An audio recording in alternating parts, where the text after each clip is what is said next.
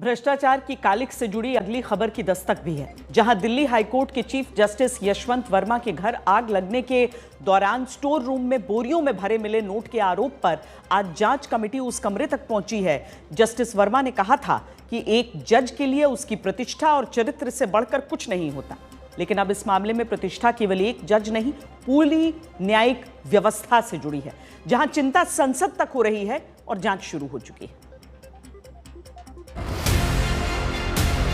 महात्मा गांधी में आग लग गई भाई।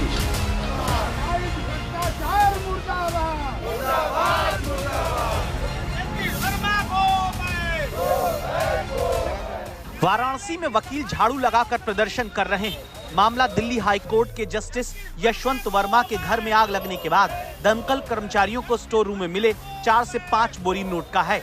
न्याय प्रणाली पर दाग के सवालों पर वकील चाहते हैं जल्दी सब कुछ साफ हो।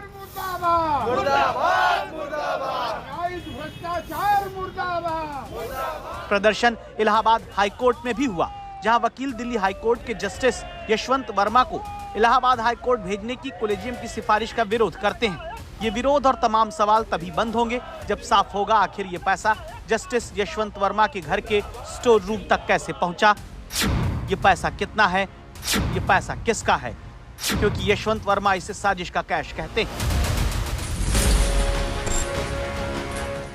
जज के घर बोरियों में भरे नोट की पहेली और सवालों की गुत्थी साफ करने के लिए ही अब सुप्रीम कोर्ट की तरफ से गठित 3 जज की कमेटी जांच के लिए मंगलवार को जस्टिस यशवंत वर्मा के घर पहुंचती है।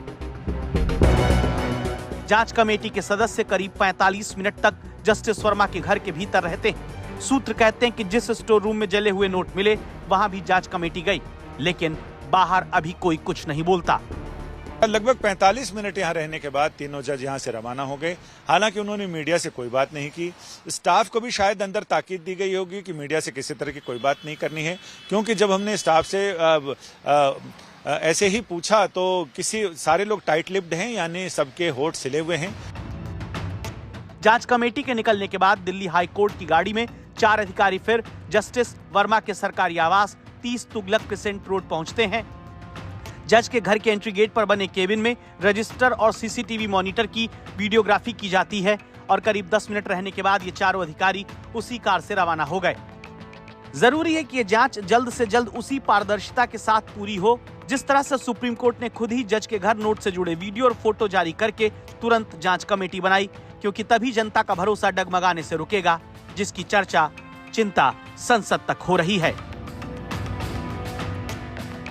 What bothers me is that the incident happened and did not immediately surface. If it happens with a politician, he becomes a target, a bureaucrat, an industrialist immediately. And therefore, systemic response, which is transparent, accountable, effective, I am sure will be on the way.